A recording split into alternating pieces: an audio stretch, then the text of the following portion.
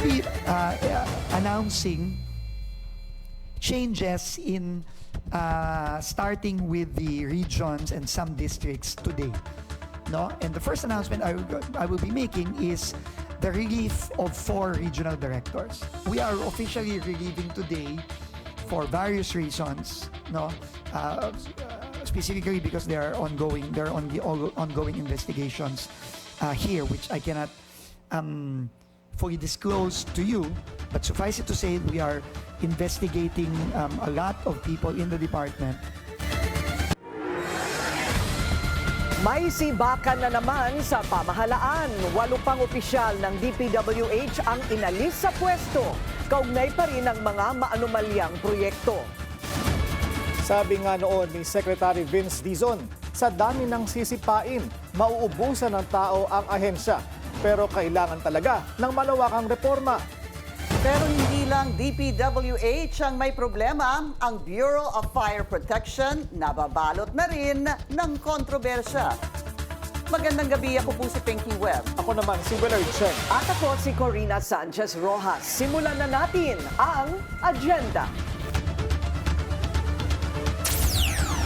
DPWH Regional Director Ronel Tan talsik sa pwesto. 7 pang opisyal ng ahensya, sibak din.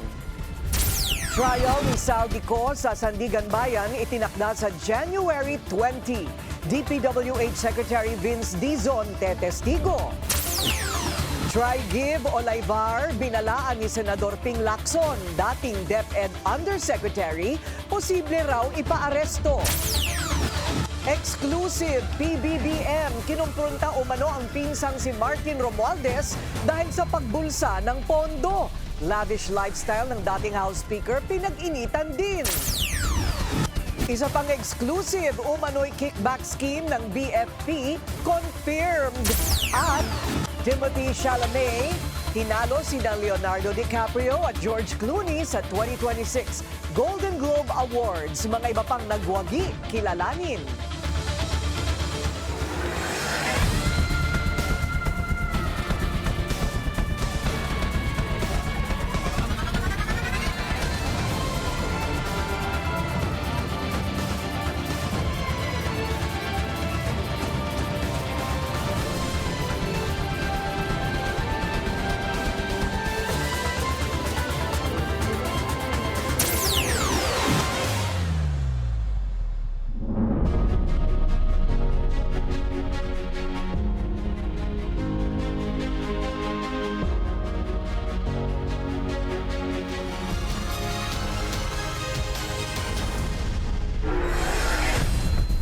Sibak sa pwesto ang DPWH Regional Director ng Ilocos Region na si Ronel Tan.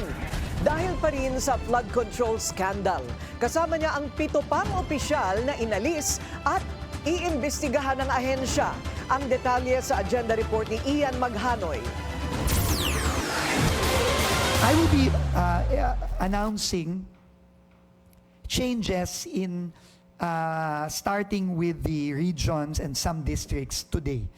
No? And the first announcement I will be making is the relief of 4 regional directors. We are officially relieving today for various reasons. No?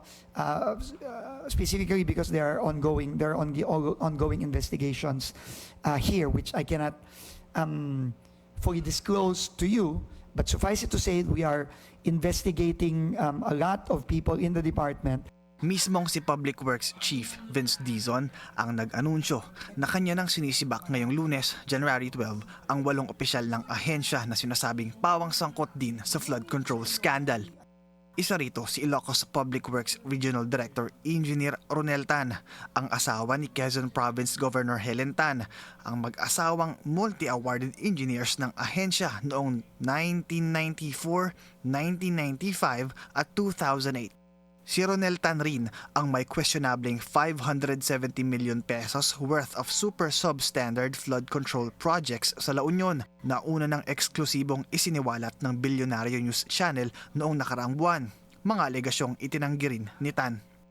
Kasama rin sa nirelieve ay si Calabarzon Regional Director Jovel Mendoza, Bicol Regional Director Virgilio Eduarte, Central Visayas Regional Director Danilo Villa, Mimaropa Assistant Regional Director Neil Fajara, Bicol Assistant Regional Director Annie De La Vega, Metro Manila 3rd District Engineer Ruel Omali at South Manila District Engineer Manny Bulusan.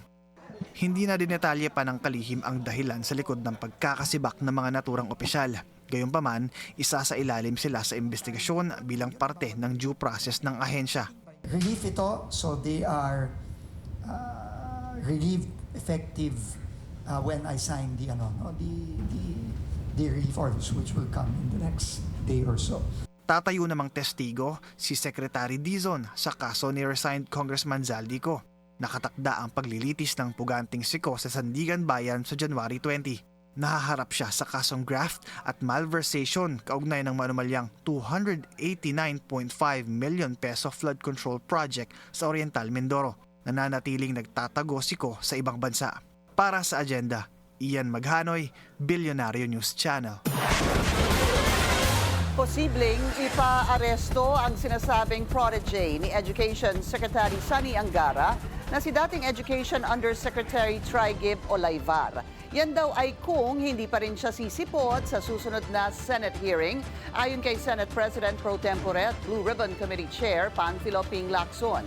Isa si Olayvar sa mga umano'y miyembro ng tinaguriang Angara 5 na iniuugnay sa multi-billion peso flood control scandal. Sa salaysay ni dating DPWH Undersecretary Roberto Bernardo, si Olayvar ang naglalakad daw ng pondo para sa mga maanumalyang proyekto.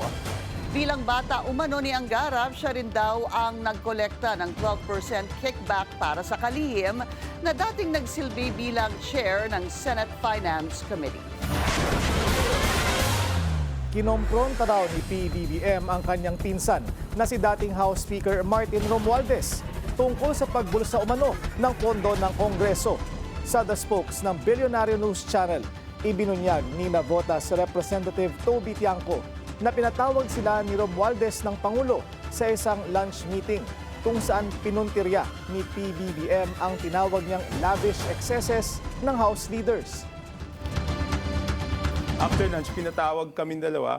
Nandyan siya, nandito. Parang ganito, Hindi triangle. ganito. May table dyan. So, pinatawag kaming dalawa, nandyan siya, nandyan ako. Ang una sabi niya, ilang bahay ba ang, Martin, kayo ni Saldi, ilang bahay ba ang gusto niyo sa Forbes Park? Gaano karaming aeroplano, helicopter? That is the president's asking Martin. Yes, helicopter kailangan nyo.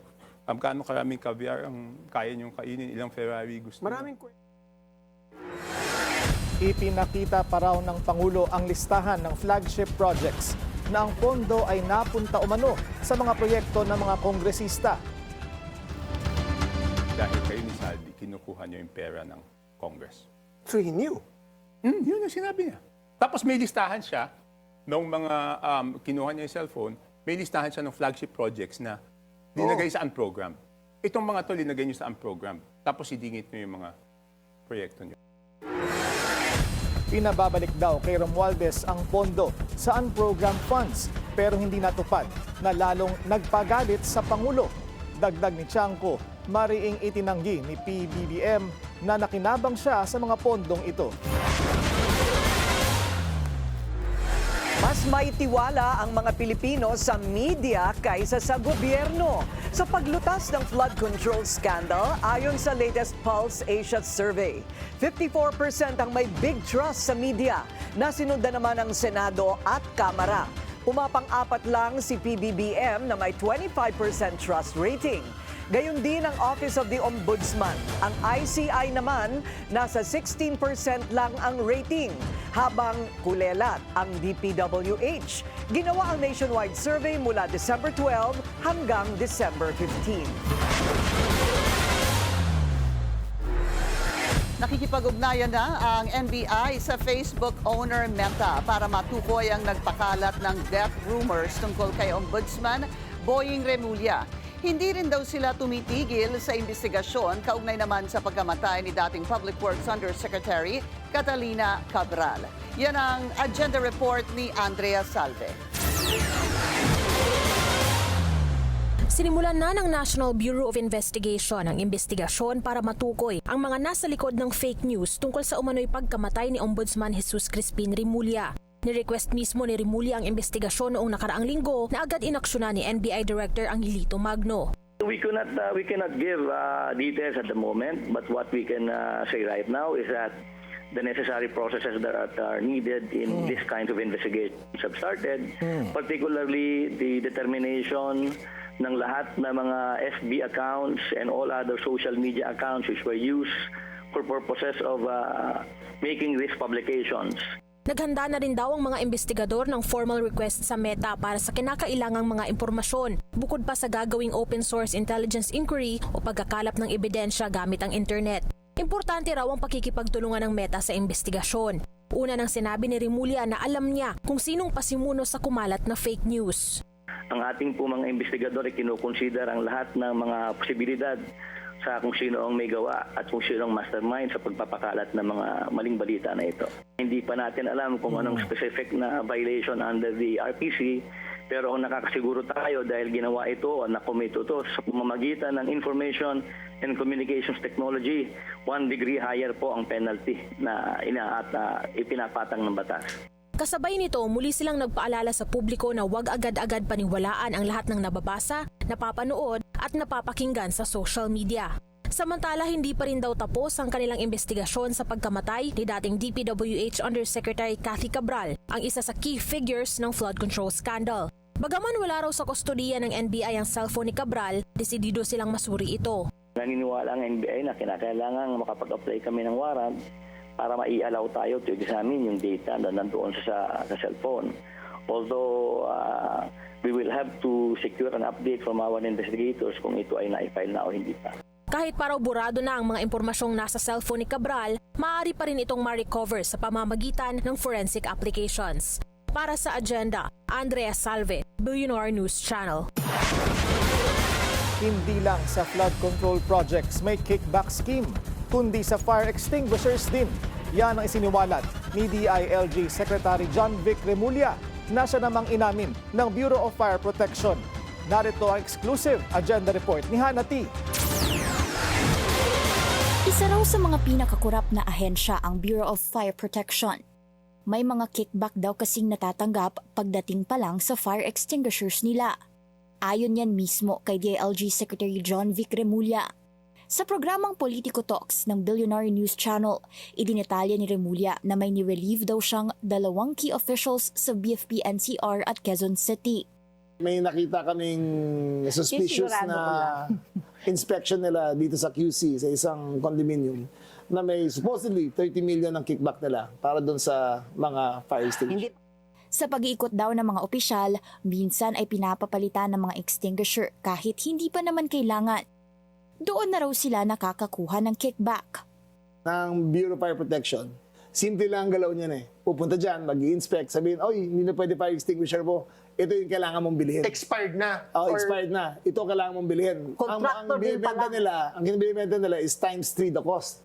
Pinatotohanan ng BFP sa amin ang nasabing kickback scheme, pero tumanggi munang idetalye ito dahil sa ongoing investigation. Anila, zero tolerance daw ang ahensya pagdating sa ganitong abuse of authority.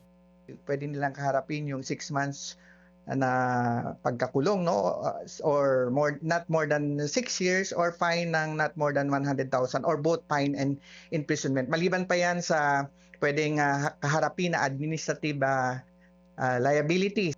Pero maaaring hindi lang daw sa extinguisher nakakakuha ang mga sangkot. Pagdating kasi sa fire safety compliance, meron tayong active fire protection na kung tawagin, kasama na dyan yung mga sprinkler system, fire detection and alarm system, at saka fire extinguisher, and among others. So, tinitingnan yan kung saan doon. No? Kaya ang sabi ko nga, patuloy yung investigasyon na ginagawa ng investigating body at kumakalap pa ng mas matitibay na ebidensya. Nang tanungin kung bakit ngayon lang sumulpot ang ganitong mga investigasyon, paglilinaw ng BFP, bago pa man daw mailantad ang issue, may mga natanggal na raw sa pwesto na BFP officials dahil sa abuse of authority. Isa raw dyan ang tiwaling opisyal na tumatanggap umano ng higit kumulang 200,000 pesos na kickback lang naman pagdating sa recruitment pa lang sa ahensya. Marami po yan, hindi lang po yan isa. Less than 10 po. Marami na po kami na-entrap nationwide po. Meron sa Cebu, meron sa sa Region 9 and other region. At meron pa rin kaming ongoing, hindi lang namin pwede i-disclose lahat. Balak na ngayong magpa-body camera sa mga officer ng BFP para direktang mamonitor ng Central Office ang kanilang inspection at mapigilan na ang ganitong mga gawain. Online na rin daw ang Safety Fire Inspection Certification para makaiwas sa abuse of authority ang mga inspection officer.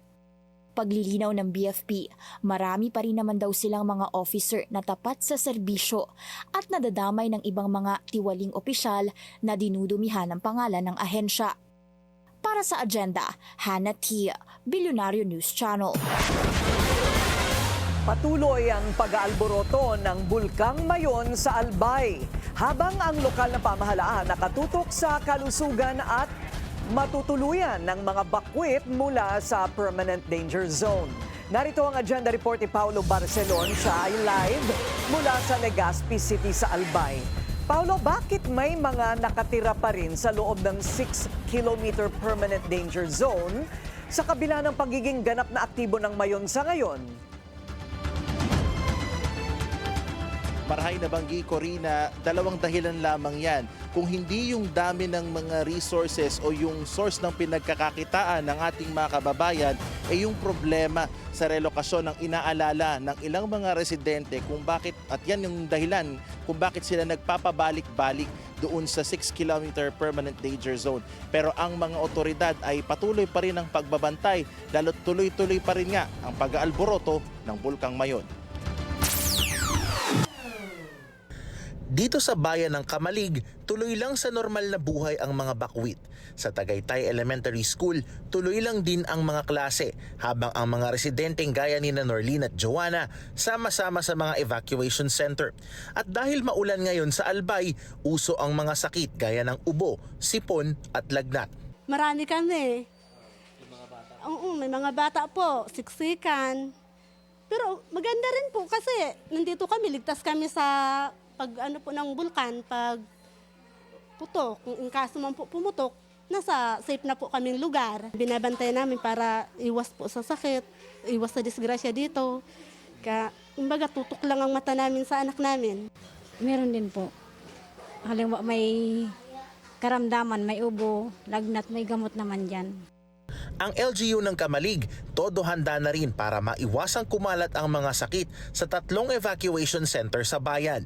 Ayon kay Mayor Caloy Baldo, isa ang healthcare ng evacuees sa mga layong tugunan ngayon ng pamahalaan, lalo't pinaghahanda na ang mga lokal na pamahalaan sa posibilidad na tumaas ang alert level ng bulkan.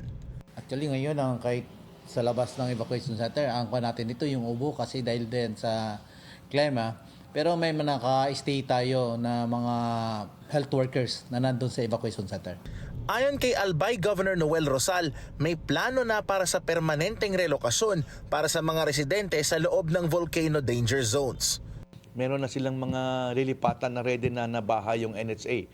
So ikukuha na, lilipat na lang yon. So tingnan natin. 100 pa kamalilipot. I also talk now to Mayor Bargaez. Tingin ko, counting ko na lang, plano and political will, tingin ko magagawa namin to. And by next time, pag nag-announce tayo ng 6 kilometers permanent danger zone, alos wala tayong movement. Bumaba naman sa 133 sa ngayon ang naitalang rockfall events mula sa Mayon kumpara sa 256 noong linggo. Patuloy rin ang paglabas ng lava at uson mula sa bunganga ng bulkan. Corina, na ipaliwanag din kanina ni Governor Rosalano na unti-unti na raw bumababa yung mga residente na tumitira within the 6-kilometer permanent danger zone. Yan ay dahil na rin sa tuloy-tuloy na aktibidad ng Bulkang Mayon at ang pinakahuli nga before this 2026 effusive eruption ay noong 2023 kung saan sinusubukan nilang pababain at ngayon napababa na nila to less than 3,000 people or more or less 3,000 people yung mga residente within the different na bayan at lungsod dito sa lalawigan ng Albay na may mga residente pa rin sa loob ng 6-kilometer permanent danger zone. Kaya ang mga otoridad, partikular ang Police Regional Office 5 at ang Philippine Army ay nagtalaga na rin ng mga border control points kung saan doon inilalaga, no? Kasi so far ngayon medyo may leeway pa. Over the weekend, pinagbibigyan yung ilang mga kababayan natin na silipin yung kanilang mga ari-arian o di kaya yung kanilang mga alagang hayop, maglalagbook lamang sila at sila ipapapasukin pa rin. Pero magbabago yung senaryo na yan, Corina, sakali man, huwag naman sana tumaas yung alert level ng Bulkang Mayon dito sa Albay. Kasi pag nag-alert level 4 na, posible raw umabot sa 50 to 70,000 people ang kakailanganing ilikas mula sa iba't ibang bayan at lungsod dito sa Albay. Ngayon, pagdating naman sa update, sa inaabangan natin pa rin yung posibleng deklarasyon ng state of calamity. I've been told by the Albay LGU na posibleng pag-usapan yan bukas sa meeting ng Sangguniang Panlalawigan. At sa ngayon ay may lampas 4,000 individual na nakalagi sa 17 evacuation center sa buong probinsya. Corina. So sa iyong assessment, kung ikaw mismo bilang nag-oobserba dyan, Paolo, handa ba sila? Kung sakali dun sa sinasabi mo alert level 4, 50 to 70,000 ang ililikas? Well, handa in terms of, let's say, provisions. Nakausap natin kanina si Governor Rosal at inassure daw siya ni Secretary Rex Gatchalian ng Department of Social Welfare and Development na sakali man na tumaas ang alert level 4 dito sa may area ng Albay ay kaya daw silang tulungan ng DSWD pagdating sa relief for time up to 6 months. That's quoting Governor Noel Rosal. Pagdating naman sa evacuation centers ay may mga ibang LGU na nagtayo ng dedicated evacuation centers, partikular sa mga bayan ng Tabaco City na nakita din natin nitong weekend, partikular din dito sa may area ng Kamalig na may mga sarili na silang evacuation center. Isa sa mga nakita nga natin, Corina, ay yung pagbabalanse ng pangangailangan ng mga estudyante. Ganun din sa temporary na pwedeng tirhan ng ating mga kababayan. They've implemented this half-day scheme kung saan half-day muna yung pasok ng ilang mga bata sa isang bayan habang ibang mga classroom ay ginagamit bilang evacuation center. Pero sabi nga nila, Corina, no plan survives the first contact with the enemy. So ang kalaban natin dito ay ang Mother Nature. Malalaman natin yan at masusubukan yan siguro lahat ng plano kapag dumating na yung tinatawag nga nilang pagtaas ng alert level ng bulkan. Corina. Well, sana ngay may natutunan naman mula doon sa nauna ng hindi pa naman naglalaon, hindi pa naman ganun katagal na yung huling pagbulusok niyang Bulkang Mayon. At sana meron na silang natutunan, hindi ba? Okay, maraming salamat Paolo Barcelon, nag-uulat live mula sa Legazpi City sa Albay. Kaugnay po niyan ay makakausap natin ang gobernador ng Albay, si Noel Rosal. Magandang gabi po sa inyo, Governor Rosal. Yes, Corina, magandang gabi po. Ano po ang balita sa inyo, Gov? Yes, sir. Ano po ang balita sa inyo, Gov, ngayon as we speak, yung kalagayan po ng Mayon? From PBOX, kahapon medyo tumaas yung activity niya, no? Kamuntik pa tayo mag-declare ng alert level 4 kung hindi sa bumalik ulit sa dati, ano?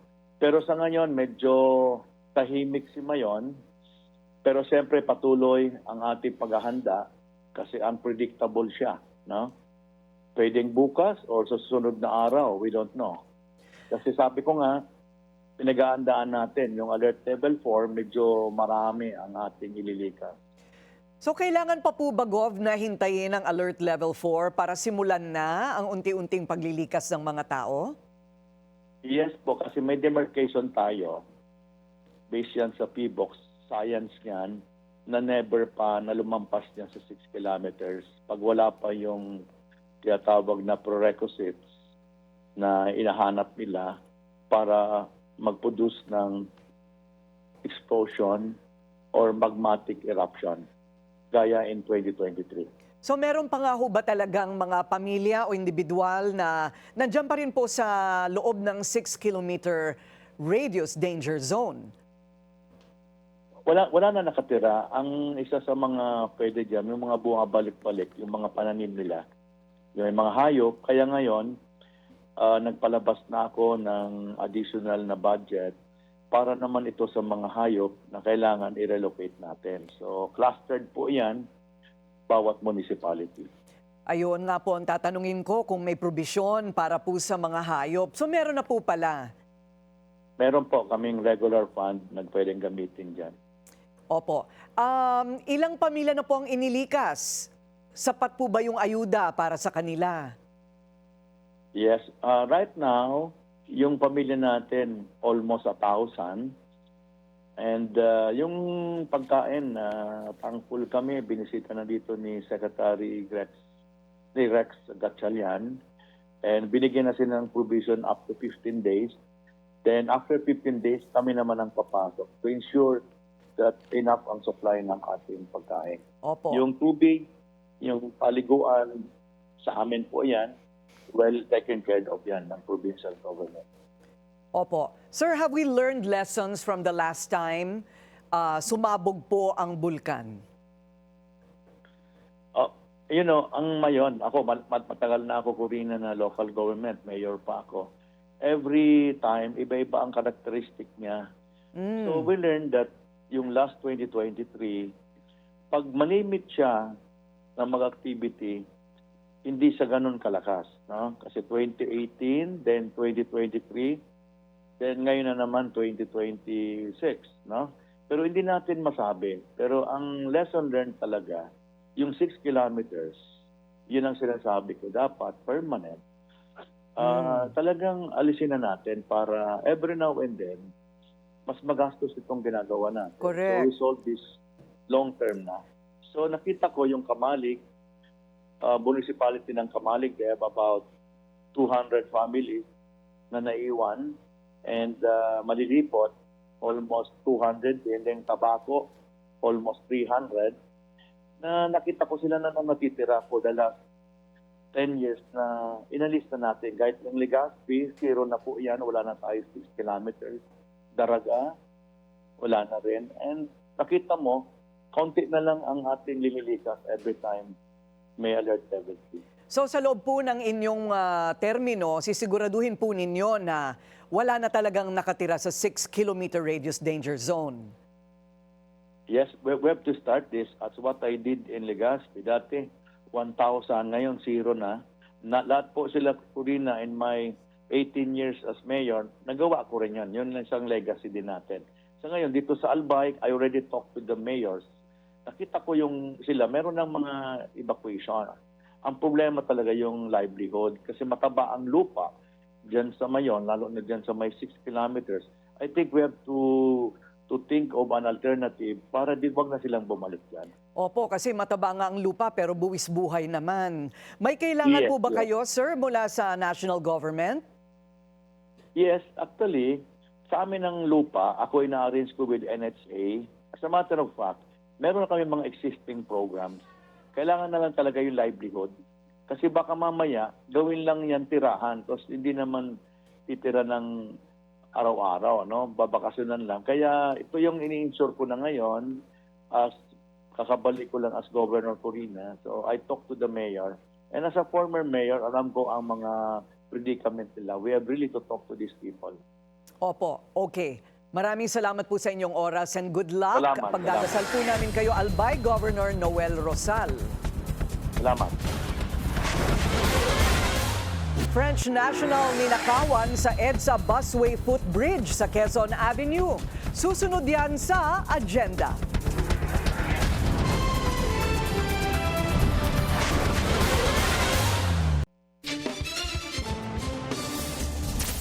Traffic check muna tayo ngayong Lunes sa EDSA Guadalupe. Mabilis ang daloy ng mga sasakyan sa northbound lane. Heavy naman ang southbound lane.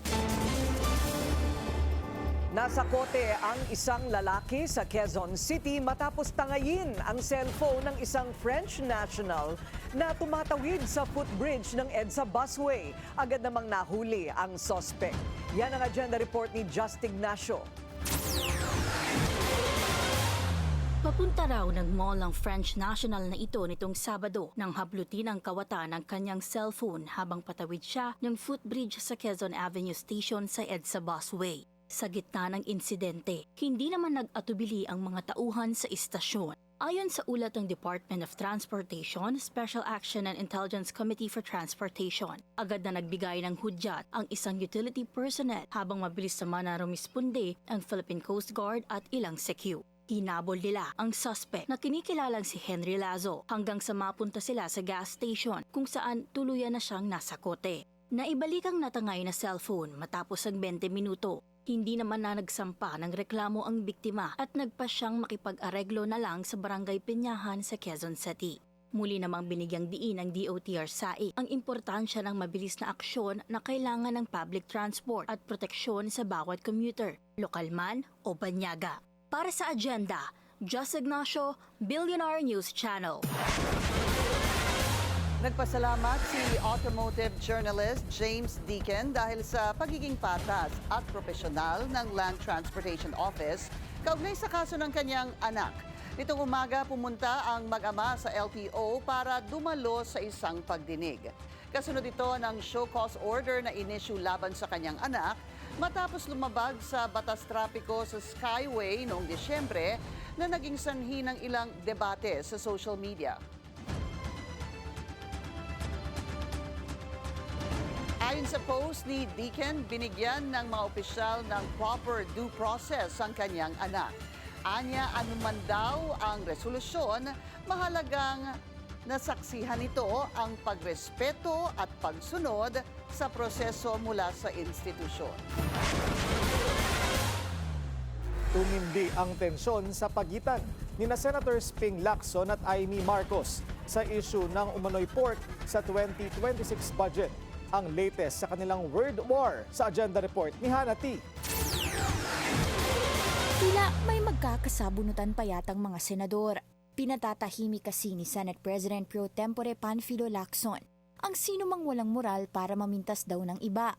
Yan ay matapos ang maanghang na palitan nila ng salita ni Senator Amy Marcos. Kasunod ng pahayag ni Lacson na may 2.5 billion worth of soft pork o allocables daw ang senadora sa 2025 budget. Base raw ito sa so-called Cabral Files na naglalaman ng mga proponent ng government projects. Inihayag ng senadora na hindi raw napondohan ng mga proyektong ni-request niya nitong nakaraang taon. Nang isumite raw ni Senator Amy sa DPWH ang kanyang wishlist, kalaunay inilugar ito sa FLR o for later release na budget items.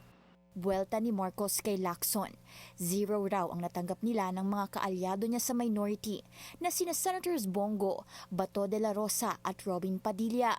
Mukhang nanggigigil daw si Lacson sa kanya at baka makipagsabunutan daw ito at kung sakali talo raw siya kay Lacson. Agarang ipinaalala ni Lacson na kailangang mag-reflect muna sa sarili bago mamintas ng iba. Una na kasing sinabi ng Blue Ribbon Chair na tila maingay daw si Senator Amy pagdating sa di umano'y pork sa 2026 budget pero may allocation pala sa kanya noong 2025. Hindi rin daw ni-raise ng senadora sa BICAM ang mga issue niya sa pork kahit miyembro siya nito. Naging present pa raw ang presidential sister sa mga ayuda distribution last year kahit nilalabel niya raw ngayon ang financial aid na MAIFIP at AIX bilang soft pork. Kalaunay nagpost na lang si Marcos ng isang litrato niyang nagpapaparlor at sinabing dun ka sa faraway.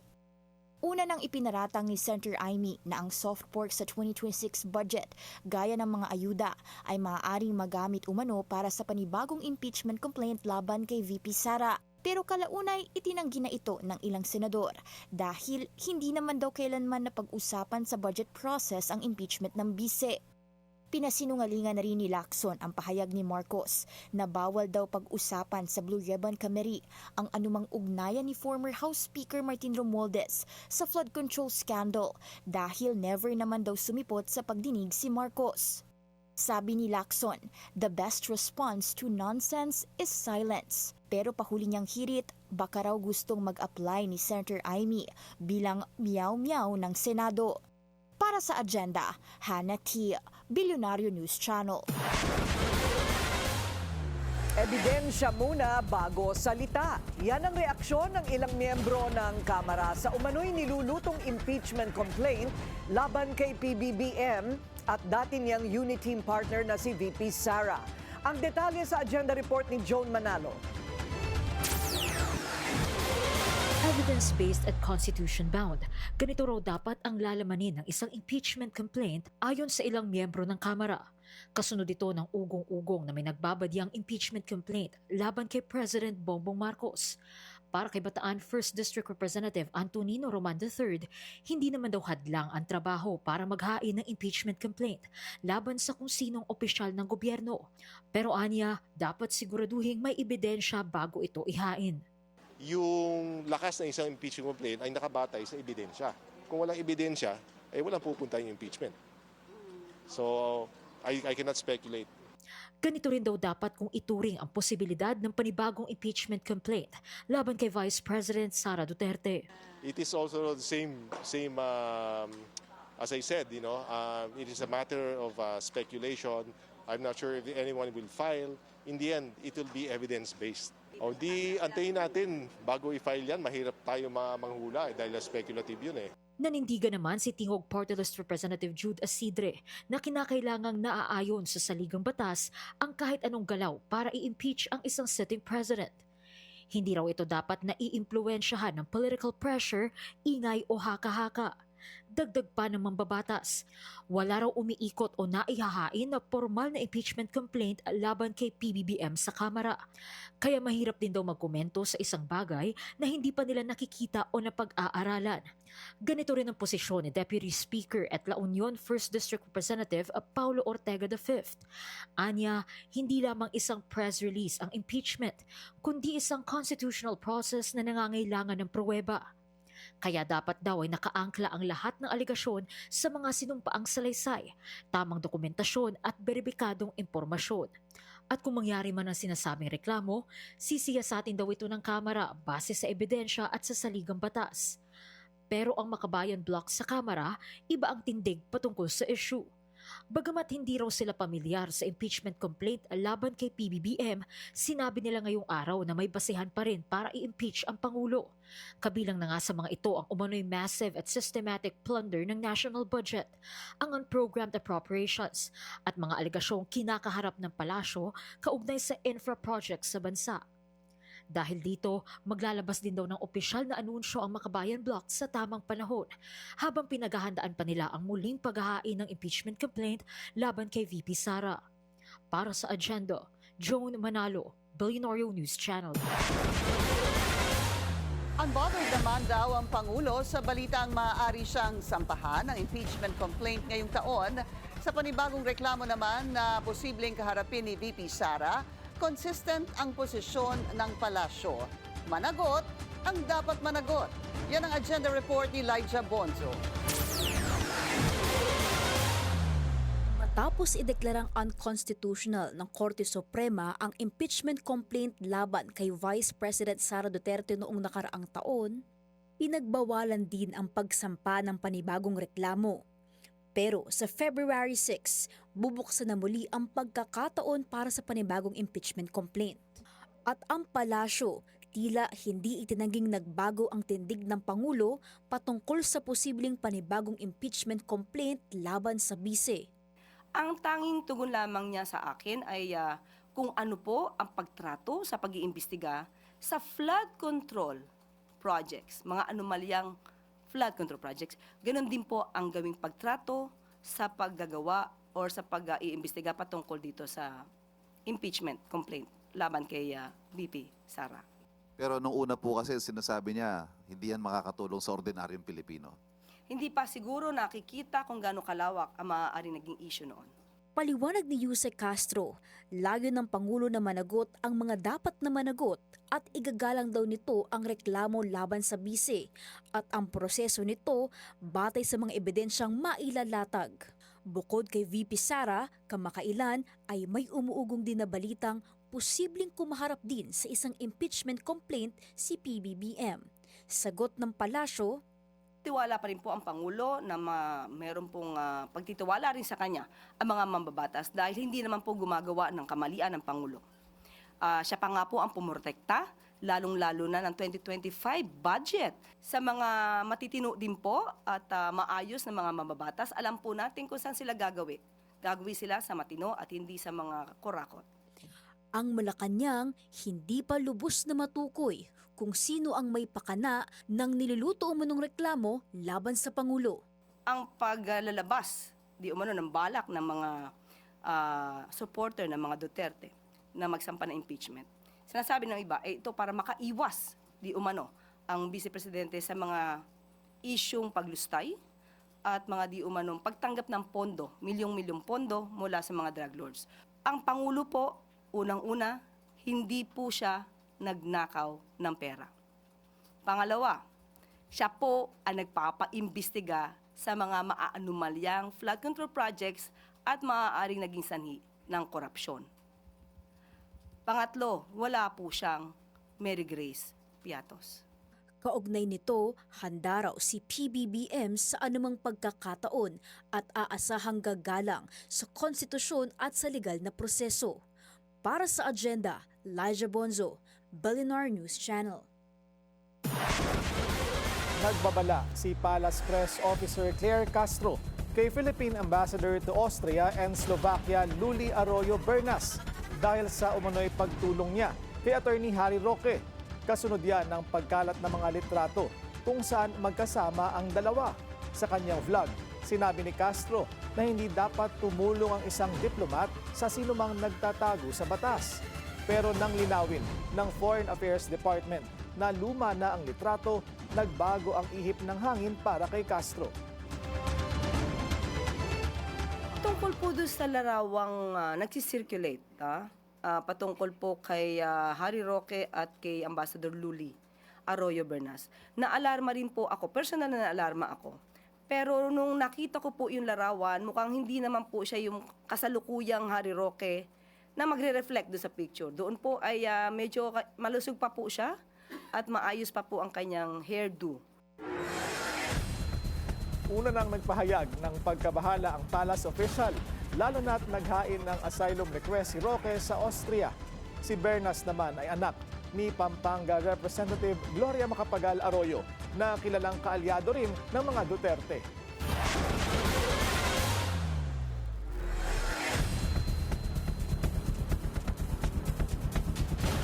Revoke na ang lisensya ni former DPWH Bulacan District Engineer Henry Alcantara. Ayon sa Professional Regulatory Board of Civil Engineering, ito ay dahil sa gross, unprofessional and unethical conduct ni Alcantara. Napatunayan daw kasi nito na inaprubahan mismo ni Alcantara ang mga guni-guning proyekto ng DPWH. Isa si Alcantara sa tinaguriang BGC Boys, nasangkot sa kickback scheme at Ghost Flood Control Project sa Bulacan. Congratulations are in order dahil ikinasal na ang pamangkin ni PBBM na si Matthew Marcos Manotoc kay Miss Earth 2014 Jamie Herrell. Pero ayon sa source ng Billionario News Channel, may family drama raw sa likod ng di pagdalo ng Pangulo. Narito ang agenda report ni Bea Santiago. No-show si Pangulong Bongbong Marcos sa kasal ni na Jamie Herrell at ng pamangkin niyang si Matthew Marcos Manotoc. Yan ay kahit nag-RSVP umano ang Pangulo kasama ang kanyang anak na si Representative Sandro Marcos. Ayon sa aming source, hindi pa rin daw sila on talking terms with Senator Amy. Habang wala si PBBM, naroon naman ang kanyang mga anak na sina Simon at Vinnie Marcos. Kasama ang iba pang miyembro ng pamilya Marcos, kabilang na sina dating First Lady Imelda Romualdez Marcos at si Irene Marcos Araneta, kasama ang mga anak nitong sina Alfonso at Luis Marcos Araneta. Sa homily, binigyan diin ang pagbubuklod ng dalawang pamilya at kultura mula Cebu at Ilocos na tunay na diwa raw ng pag-aasawa. Kilala bilang Miss Earth 2014 at proud Cebuana si Jamie Herrell at ang original na Reyna Bulak na dati ring reyna ng Sinulog Festival. 3 araw na selebrasyon ang inihandog ng bagong kasal. Sinimulan ito ng welcome dinner na may temang Kilom-Kilom sa The Reef na sinundan ng isang forest-themed reception sa Montebello Vela Hotel, tampok ang isang 5-meal course. Isa sa pinakatumatak na sandali ng gabi ay ang mga talumpati ng ama ng groom at ng 3 nitong kapatid.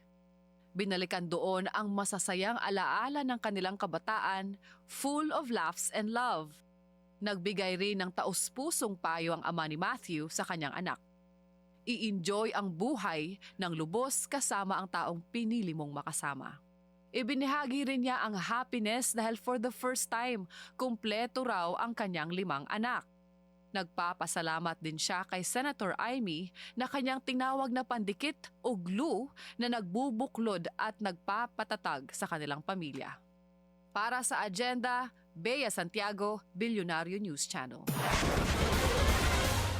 US President Donald Trump posibleng mangialam na rin sa lumalalang protesta sa Iran. Susunod yan sa agenda.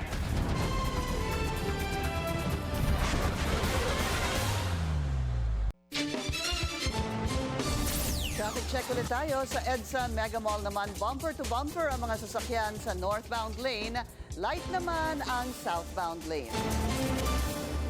Patindi ng patindi ang kaguluhan sa Iran. Dahil dyan, tinitingnan daw ni US President Donald Trump ang iba't ibang hakbang kabilang na ang posibleng military options habang patuloy ang malawakang protesta laban sa gobyerno sa Tehran. There seem to be some people killed that aren't supposed to be killed. These are violent. If you call them leaders, I don't know if they're leaders or just they rule through violence. But we're looking at it very seriously. The military is looking at it. And we're looking at some very strong options. We'll make a determination. Plano rin ni Trump na kausapin si Elon Musk para sa posibleng pagbubukas ng internet sa Iran matapos itong i-black out ng 4 na araw na naglilimit sa daloy ng impormasyon. Well, we're going to be talking about that. We may get the internet going, if that's possible. We may speak to Elon, because as you know, he's very good at that kind of thing. He's got a very good company. So we may speak to Elon Musk. And in fact, I'm going to call him as soon as I'm finished with you. Ayon sa rights groups, halos 500 protesters at dozens of security personnel na ang nasawi sa Iran. Nagsimula ang mga protesta noong Disyembre dahil sa mataas na presyo ng bilihin na uwi sa malawakang pagtutol sa clerical rulers ng Tehran.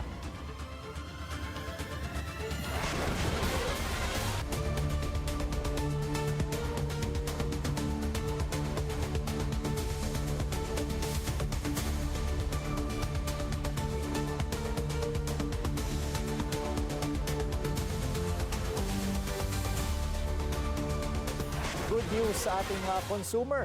May bawas singil ang Meralco ngayong Enero. Ang detalye sa Agenda Report ni Pierre Pastor. 16 centavos per kilowatt hour ang mababawas sa kuryente ngayong Enero. Ikalawa na itong pagbabawas. Ang una ay inanunsyo noong Disyembre. Ibig sabihin, 33 pesos ang mababawas sa electricity bill ng typical household na kumukonsumo ng 200 kilowatt hour kada buwan. Bagamat nagkaroon ng pagtaas sa ilang gastusin ngayong Enero, bumaba pa rin ang kabuang singil sa kuryente sa ikalawang sunod na buwan. If you will recall, noong December, nag-announce din po kami ng reduction at umaasa kami na makakatulong ito sa mga customers natin, lalo na sa panimula ng bagong taon. Mas mababa raw kasi ngayon ang transmission charges. Ito ang pangunahing sanhi ng kabuang pagbaba ng singil ng kuryente. Bumaba ang residential transmission ng 10 centavos per kilowatt hour na dala raw ng mas mababang ancillary service charges na binayaran ng National Grid Corporation of the Philippines. Maging ang generation at iba pang charges ay bumaba rin dahil naman sa mas mababa ring singil ng Wholesale Electricity Spot Market o WESM. Sa kabilang banda, nagbabala ang Meralco sa panganib na dala ng pagnanakaw ng Meralco power cables at iba pang gamit nito. Isang 37-year-old na lalaki ang nasa kritikal na kondisyon ngayon matapos makaranas ng flashover burns dahil sa pagtatangka niyang magnakaw ng kable ng kuryente noong January 4. Please make no attempt to steal the Meralco facilities. This is the only causes service interruption, but also causes harm to the public. Dahil sa insidenteng ito, nagkaroon ng power service interruption na nakaapekto sa 8,000 residente sa Quezon City. Sa tala ng Meralco, may 285 na insidente ng pagnanakaw ng gamit ng Meralco kabilang ang mga kable. Naging sanhi ito ng pagkawala ng kuryente sa ilang komunidad at 4 dito ay nagresulta sa aksidente. Paalala ng Meralco na ang pagnanakaw ng anumang Meralco equipment ay paglabag sa Republic Act 7832 o Anti-Electricity Pilferage Act. Maaring makulong ng 6 to 12 years at magmumulta na magsisimula sa 50,000 pesos. Panawagan din ng power distributor na kung may mapapansing kahinahanalang ginagawa sa Meralco facility ay itawag kaagad sa Meralco Hotline 16211. Para sa Agenda, Pierre Pastor, Billionaire News Channel. Sun Life continues to shine brighter bilang most trusted insurance company sa bansa. Sa pagpasok ng bagong liderato, ano nga ba ang kanilang mga plano? Alamin natin sa Agenda Report ni Ian Maghanon. Isang panibagong araw ang naghihintay para sa Sun Life, ang tinaguriang most trusted life insurance company sa Pilipinas sa loob ng 15 sunod-sunod na taon base sa pinakabagong pagtatala ng Insurance Commission. Inanunsyo kasi nitong Sabado, January 10, ng Sun Life Insurance ang pagpapalit nito ng liderato. Mula sa kasalukuyang Chief Executive Officer at Country Head na si Mr. Benedict Sison na nakatakdang magretiro ngayong taon matapos ang kanyang panunungkulan ng 7 taon mula 2018, maipapasa ang pamunuan ng Sun Life sa former Philippine Navy Surface Warfare Officer na si JJ Moreno. Aminado ang Sun Life na nananatiling hamon para sa kumpanya ang kakulangan ng maraming Pilipino sa financial literacy na hindi pa rin maabot ng Sun Life. Bagay na kanya raw target na resolbahin sa Abril sa oras ng kanyang opisyal na panunungkulan sa Sun Life. Kwento ni Moreno, bitbit niya ang kasanayan sa Armed Forces of the Philippines bilang isa sa mga opisyal ng Navy na nagtaguyod ng AFP Modernization Program sa ilalim na nagdaang Duterte administration. Kaya't ang plano ng insurance company, mas paigtingin ang digital capacity nito, kakambal ang investment sa digital assets tulad ng pagpapaunlad ng technical skills ng Sun Life claims processors through the help of AI. Bagay na soon ay magiging available online 24/7 for a hassle-free claims processing and claims access ng Sun Life clients. Kabilang kasi sa mga posibleng pag-aralan ng Sun Life ay ang mag-capitalize na rin sa cryptocurrency sa usapin ng claims transaction. Our focus on mission accomplishment, and that to me is very important that I'll be bringing to Sun Life as well. We will accomplish the mission. The mission is clear. The purpose is clear.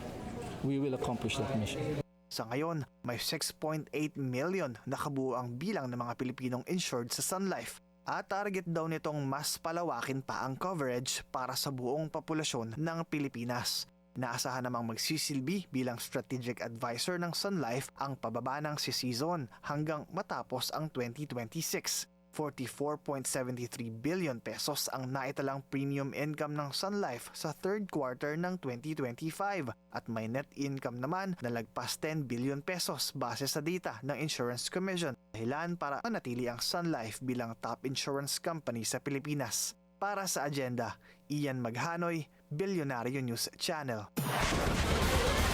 Henry Alcantara, hindi babalik na rin ang testimonya sa flood control scandal. Ayon sa kanyang abogado, susunod yan sa Agenda.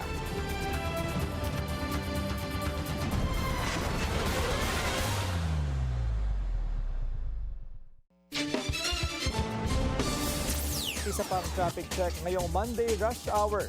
Sa Marcos Highway, SM Marikina, mabilis ang daloy ng mga sasakyan sa east and westbound lanes. Hindi binabawi ni dating DPWH District Engineer Henry Alcantara ang mga alegasyon sa flood control scandal. Ito ang giniit ng kanyang kampo, kasunod ng naging pahayag ng abogado ni Senador Joel Villanueva sa On Point ng Billionaire News Channel. Ayon kay Attorney Ramon Esguera, naghain ng counter affidavit si Alcantara sa DOJ na tila taliwas sa kanyang mga naunang pahayag sa Senate Blue Ribbon Committee. Pero ayon sa abogado ni Alcantara, na si Attorney Emil Joven. False at misleading ito. Committed daw siya na makipag-ugnayan sa DOJ at gampanan ang mga obligasyon sa Memorandum of Agreement nila ng ahensya na prerequisite para sa kanyang admission sa Witness Protection Program. Handang imbestigahan ng Kamarang umano'y franchise violations ng solar energy firm ni Batangas Congressman Leandro Leviste. Ayon kay House Committee on Legislative Franchises Chair Antonino Roman III. Pero nilinaw ni Roman kailangan munang may maghain ng resolusyon bago magsimula ang imbestigasyon. There is, I don't know that any resolution was filed. I think it's a ministerial function of members of the committee to actually investigate any matter that's referred to the committee. So if there's a resolution that was filed, then it behooves me to actually investigate it as a member of the committee. From my understanding, there has to be some kind of resolution because that's a formal way of actually bringing it to the attention of the committee. Una na ring ipinahayag ni Ombudsman Boying Remulla na gumugulong na ang investigasyon sa solar para sa Bayan Corporation o SPBC na pagmamay-ari ni Leviste. Hindi raw kasi aprobado ng Kamara ang pagbenta ng controlling interest ni Leviste sa Meralco Power Gen Corporation at ang paglipat ng prangkisa nito. Noong Sabado, sinabi ni Leviste na magbibigay siya ng mga sagot kaugnay sa issue sa pagbabalik ng Kongreso sa January 26.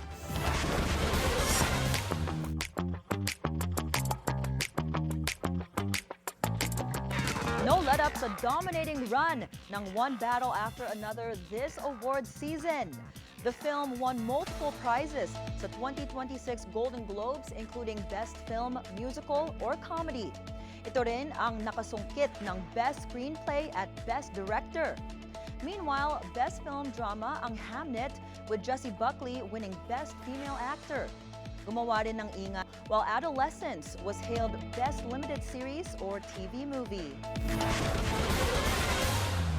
Now, aside from the winners, trending din ang ilang stars na dumalo sa 2026 Golden Globes. Kabilang dito si Blackpink Lisa, who made history as the first Thai and K-pop artist na naging presenter sa annual ceremony. She and Priyanka Chopra presented the award for Best Male Actor Television Drama. Slayed din ang sheer black gown ni Lisa sa red carpet.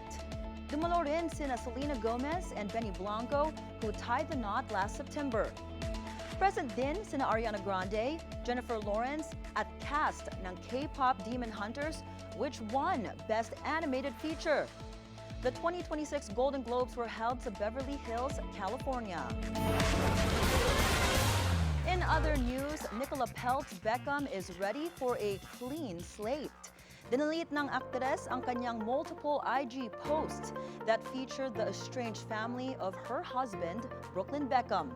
Sa gitna ito ng feud within the famous fam, which allegedly began noong kasal nina Brooklyn and Nicola in 2022. Back then, Nicola didn't wear a wedding gown made by her would-be mother-in-law, Victoria Beckham. Cruz Beckham also recently revealed that his brother, Brooklyn, had blocked him and their parents sa social media. Lea Salonga nag-perform muli sa Hong Kong Disneyland. Susunod yan sa agenda.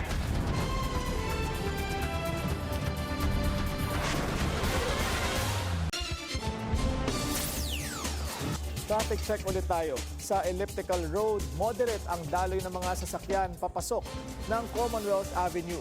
Light naman ang kabilang lane. The father and son who review together pass together.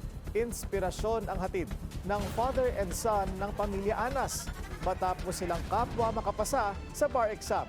Alamin ang kanilang kwento sa Agenda Report ni Ann Asis Carilo. They say success runs in the family. At para sa Anas clan, it legally does. Ganun na lamang ang saya ng pamilya Anas matapos parehong makapasa ng 2025 bar exams, si Miguel Anas at ang kanyang anak na si John Christian. nakita ko yung pangalan ko, napatayo ako. Tapos nung nakita ko yung pangalan ni tatay, ay, umiyak na ako. Dalawa kami ni tatay.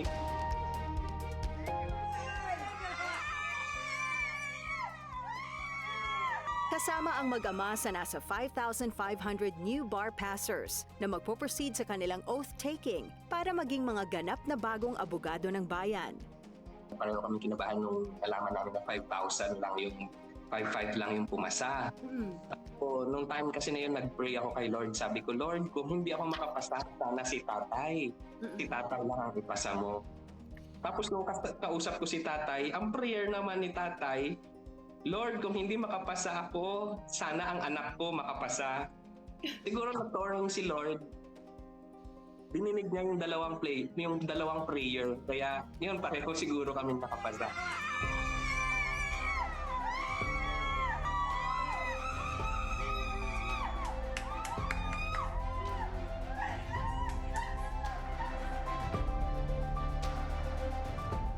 Attorney Miguel, a retired employee of the Development Bank of the Philippines, and his son, Attorney JC, currently with the DBP Haro branch, shared the joy of celebrating this accomplishment together.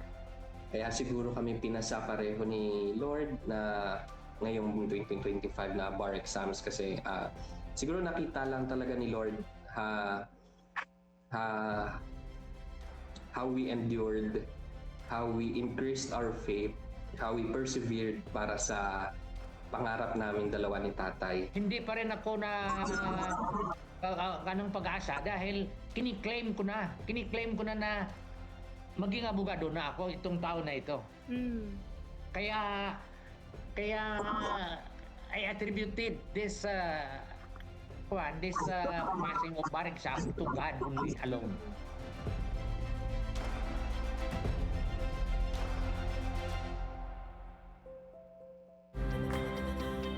They also shared the challenges along the way, lalo na para kay Attorney Miguel, who started his law school journey back in 1980. Sobrang laki ng pinagdaanan ko for the past several months before ng bar exams. Financially, emotionally. Sa experience ko, parang at my age, pag nag-review ako, naaantok ako eh. Naaantok ako. Isang one page pa lang nabasa ko, antok na ako. Alam ko na kung saan ako nagmana. Hindi lang bar passers ang mag-ama, double inspiration pa dahil sabay nilang natupad ang kanilang pangarap. Para sa agenda, Ann Asis Carrillo, Billionario News Channel. A night of Filipino music and culture. Yan ang mga aabangan sa Hiraya Festival 2026. Kailan at saan nga ba yan gaganapin? Alamin natin sa agenda report ni Just Ignacio. Sa kauna-unahang pagkakataon, gaganapin ang Hiraya Night Sky Festival sa Clark Global City, Pampanga ngayong darating na weekend, January 17 at 18, 2026. Layunin ng piyestang ito na ilunsad ang isang bagong taunang pagdiriwang na nakatuon sa pagpapahalaga sa musikang Pilipino, sining at mga kakaibang karanasan sa ilalim ng kalangitan. Hiraya Music Fest is a festival that we aim for. Hiraya is not just as a music festival, but it is a festival na magbibigay na maabot natin yung mga pangarap natin. From the root word itself, Hiraya. Yun po yan. Aspiration, hope, and dreams. Magsisimula ang mga activities kung saan maaaring makilahok ang mga bisita sa aviation and motorsport exhibitions, pati na rin sa iba't ibang interactive booths. Tampok din sa mga daytime activities ang hot air balloon activities, paramotor flights at isang curated food park na bukas para sa lahat ng mga dadalo sa festival. Pagdating naman ng alas 3 ng hapon ay formal lang bubuksan ng Music Festival grounds upang paghandaan ang mga live performances na magsisimula at 5 in the afternoon. 500 pesos naman ang presyo ng tiket ng naturang piyesta. Para sa unang araw ng konsyerto, magtatanghalang mga tanyag na artist. Highlight ng unang gabi ng piyesta ay ang hot air balloon lighting sa oras ng paglubog ng araw na magsisilbing opisyal na hudyat ng pagbubukas ng inaugural Hiraya Festival. Magtatapos naman ang gabi sa pamamagitan ng isang magarbo at makulay na drone light show kasabay ng fireworks display. Para sa agenda, Just Ignacio, Billionaire News Channel. Skills have no boundaries. Kulang man sa ice skating rink dito sa Pilipinas, pinatunayan pa rin ng Philippine team ang kanilang galing sa ice sports sa 33rd Southeast Asian Games. Pero hiling ng isang sports official, mas malaki pa sanang suporta mula sa gobyerno. Yan ang agenda report ni Sheila Salaysay. Sumakses ang kampanya ng Team Philippines sa ice sports sa 33rd Southeast Asian Games, kung saan ipinakita ng mga Pinoy na kaya nilang makipagsabayan sa mundo. Nag-uwi sila ng 1 ginto, 2 pilak at 4 na tanso. Ayon kay Philippine Sports Commission Chairman Patrick Gregorio, patunay ang mga medalya na may potensyal ang mga Pilipino sa ice sports sa kabila ng pagiging isang bansang walang niebe. Binigyan din ni Gregorio na hindi sapat ang tagumpay kung hindi ito masusuportahan ng sapat na pasilidad. Sa kasalukuyan, 3 ice skating rinks lamang ang nagsisilbi sa buong bansa, malayo sa bilang ng ibang non-winter countries tulad ng Thailand na may 11 rink. See, the Philippines and the national team winning medals in sport or sports.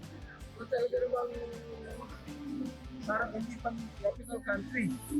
But that is the beauty of sports. I think number one is facilities and the opportunity to practice this sport all over the country. They have one in Cebu, we have 2 here, maybe 3 more here, and then put up one in Mindanao. Naniniwala ang PSC na ang pagpaparami ng skating rinks magbibigay ng mas maraming oportunidad sa mga atleta at magpapalawak ng interes ng publiko sa ice sports. Sinusuportahan naman ng Philippine Skating Union ang panukala. We cannot really grow if we are only 3 venues in only Metro Manila and Cebu throughout the entire nation. So if SM and PSC can help us grow ice sports through its venues, it would really boost ice sports in the Philippines. Ayon sa mga atleta, ang kakulangan ng pasilidad ay nagdudulot ng limitadong oras ng ensayo, pagsisiksika ng iba't ibang disiplina sa iisang rink, at kakulangan sa kalidad ng yelo, mga hamong humahadlang sa tuloy-tuloy na pag-unlad ng sport. Sa kabila nito, naghahanda na ang mga atleta ng ice hockey, figure skating at speed skating para sa paparating na international competitions, kabilang ang Ice Hockey World Championships, World Junior Championships at ISU Four Continents Championships. Para sa agenda, Sheila Salaysay, Billionaire News Channel.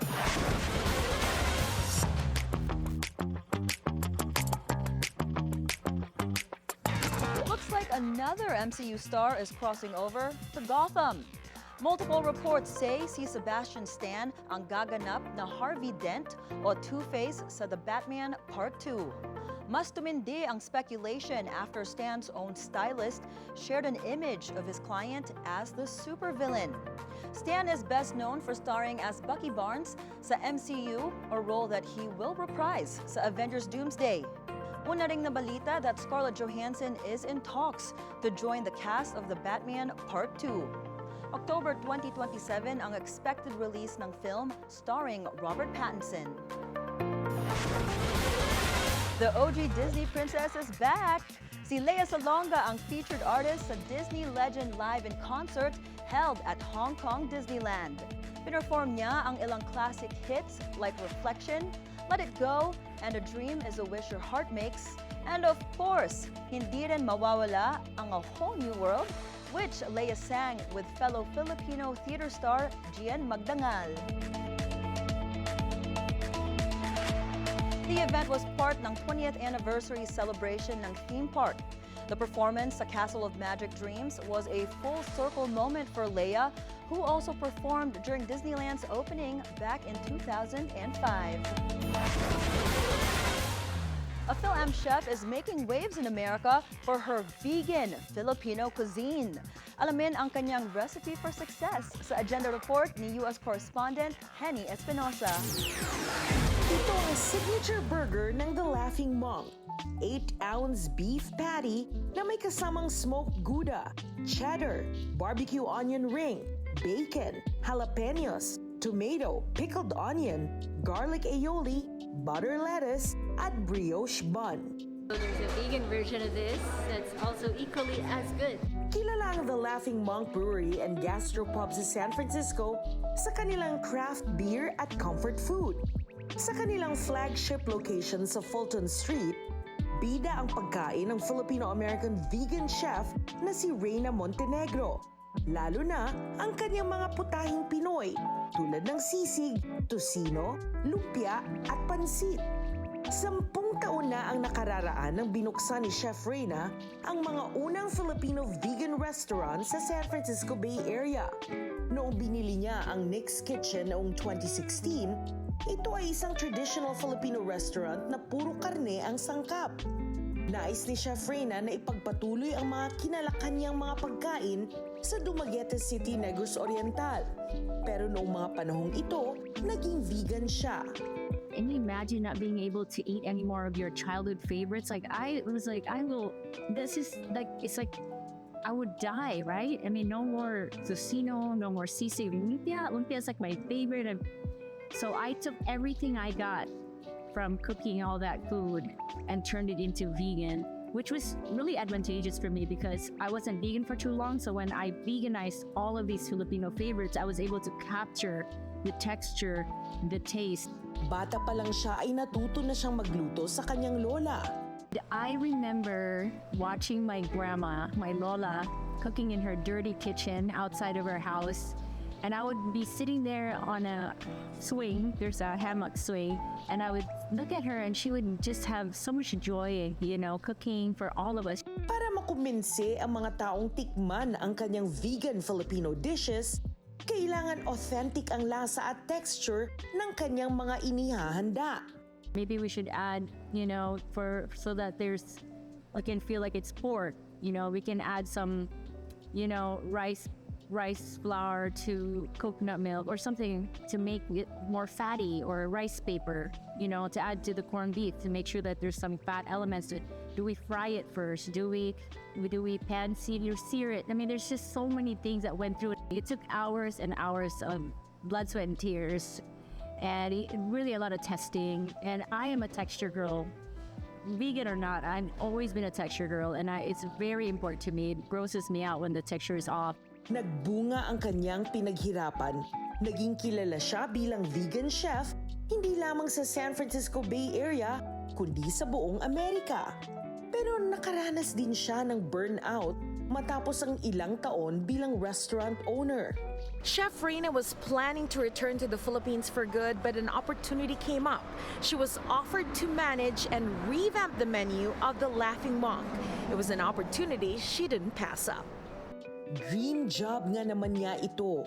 Bilang head chef ng The Laughing Monk, pinapili siya ng sarili niyang team at naka-curate siya ng sarili niyang signature dishes. Napa-oo talaga siya sa oportunidad nang nabigyan din ng trabaho ang kanyang anak na matagal ding nag-training sa kanya. Our specials here is a combination of the Gastropub, which is you can get your burgers, your smash burgers, your chicken sandwiches, the wings, all that stuff. And so it's not like exclusively vegan, so that you're not forced to eat vegan if you don't want to. Every single thing on the menu can be vegan, which is amazing. And there's no upcharge because everywhere you go that has a vegan option, you have to pay extra. There's no extra. Everyone is treated equally.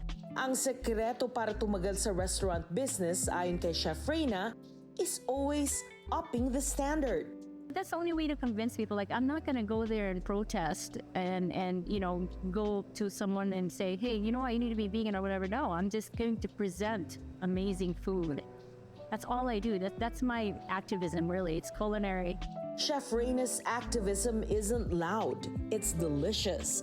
At lasang-lasa ito sa bawat plato. Para sa agenda, Henny Espinosa, Billionaire News Channel, San Francisco. And that's it from my end. I'm Monique Tuzon Basi. Back to you, Karina, Pinky, and Willard. Nagsisisi kaya si PBBM? Saan? Na sinama niya si Congressman Toby Tiangco sa meeting.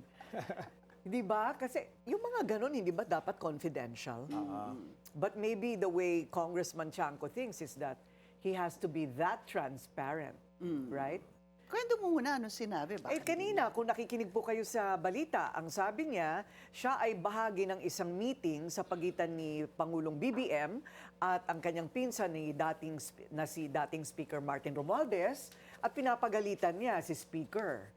At tinatanong, ilan ba ang bahay mo sa Forbes? Gaano karaming caviar ba kung kayo'y kumain? Ilan ba ang sasakyan nyo? Diba? Ilang aeroplano? Aeroplano, may mga ganon. Pero hindi na kinuwento ni Congressman Tiangco kung anong sagot. Bitin.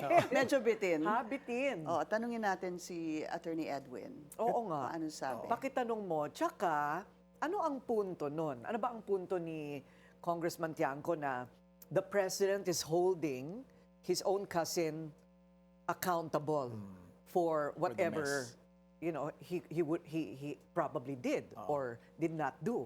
At saka nangyari itong usapan na to, nung House Speaker pa siya, ano? Oo. Hindi ito recent. No. Marami kasi ang nag-iisip, nagtatanong, Pinky, ano ba ang relasyon ni PBBM kay Speaker Martin? I guess, that gives the public some kind of view of a sneak peek into their relationship. That the President also holds his own cousin accountable. I guess, yun ang pinapalabas si Congressman Toby. Pwera na lang kung sarsuela din yun. Kasi pwede ring acting yun, ha? Pero palagay mo hindi? Para ma-share ni Huwag mo Kong nang Toby sa atin. Ha? Para ma-share ni Kong Toby sa atin, ano? Oo, hindi. Si Kong Toby ang makapagsasabi kung feeling niya sarsuela ba yun, fake or totoo. Pero, walang makapagsasabi. Madumi lang po ang isip talaga ng mga mamamahayan. Pasensya na po kayo. Lahat lang ng mga posible, pinag-uusapan At yung namin. iba talagang sasabihin, di ba? Yes. Oo. So, yeah. But if he really does hold his cousin accountable, then that's plus points for him. Pero, ako naman dahil sa sinabi ni Congressman Toby doon sa kanyang interview sa The Spokes, paano kapag may impeachment case na ihain laban kay Pangulong Bongbong Marcos? Okay. Pwedeng gamitin yun. Although, how much that will hold, that's another story. Pero kumbaga kasi parang malabas complicit Si Pangulo, dahil pinagsabihan niya yung pinsan niya, pero natuloy pa rin yung budget. We're talking about the 2025 budget. Hindi itong budget na ito. Okay. Sabi ni Congressman Edgar Erice, pwedeng betrayal of public trust. Depende nga kung anong sinagot ni, kung ano ang sinagot ni Speaker. Kulang Doon tayo ang kwento. nabitin. Oo, kulang ang kwento ni Kong Toby. Kailangan maimbitahan yan. Alright, yan po ang ating agenda ngayong gabi. Ako po si Pinky Webb. At ako naman, si Willard Seng. At ako si Corina Sanchez Rojas. Sa bawat issue may anggulo. At ang balita may agenda.